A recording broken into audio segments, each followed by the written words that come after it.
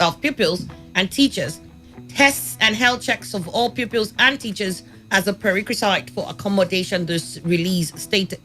So you have the Southwest states who are saying, look, we're looking forward to going back to school. In fact, this is what we're planning, that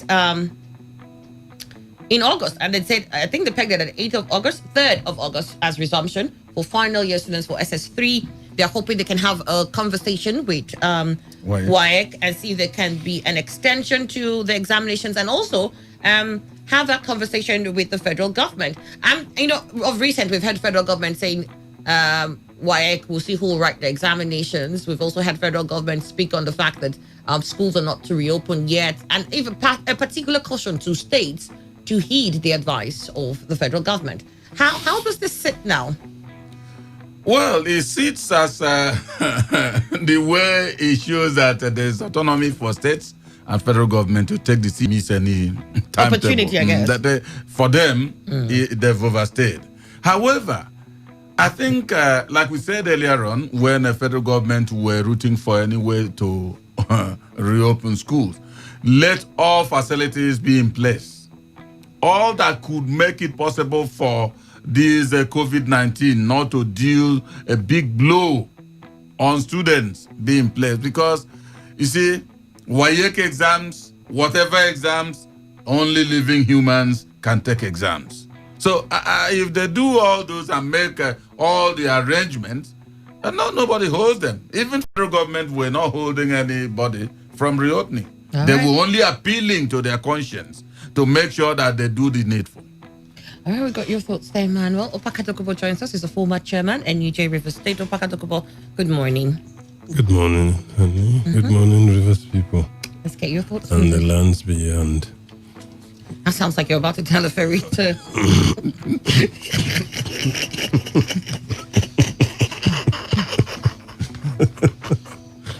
That sounds like the beginning of a fairy tale. All right, let's get you on your thoughts. I don't know how you have managed to give a semblance of warmth in very cold conditions, and then when the weather is very hot, you also have managed to give something to cool. You see, I told you it was the beginning of a fairy tale. Did I not tell you guys? You're describing something that is magical. Well, it's okay. Good to have you. Thank you very much.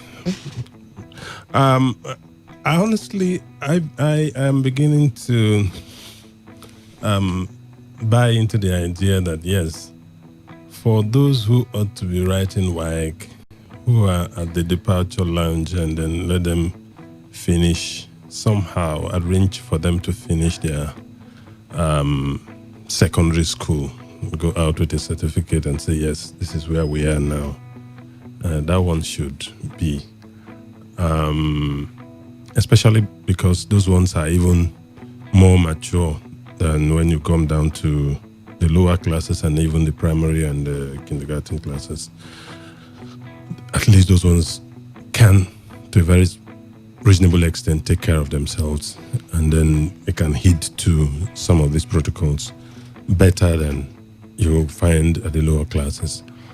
But as for complete reopening, the kind of arrangements these Southwest governors are saying they are put together, on paper, it looks quite beautiful. We're going to do this, we're going to set up this and all that. It's on paper they look good.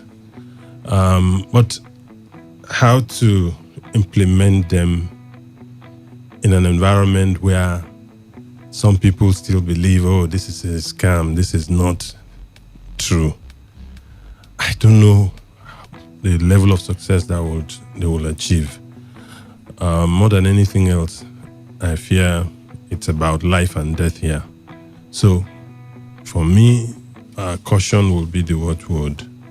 Otherwise, yes, it's true. It's not good that we keep schools permanently closed and children losing so many years. I mean, going to lose even a year or more. It's really not the best. Like a session, right? Yeah, it's really, nobody really wants it. I mean, people should be able to progress as at when due.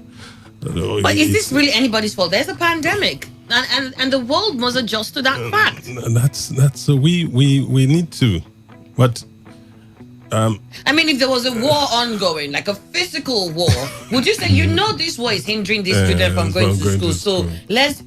Sometimes are we understanding what we're talking about here? So I really wonder how, when federal government says, look, our students, our children will not go, and you're going to tell them, allow us to go, let our own children go.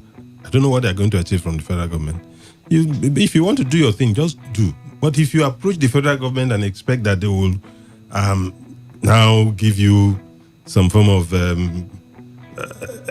permission to continue, I don't think that makes sense. I'm keeping my own, and then I will now allow you to go and what is that? So it's really we all are concerned. It's not just the education sector. So many sectors are involved. But then, if anybody would want to take the chance or want to take the plunge, please, it has to be. They need to tread with caution. All right.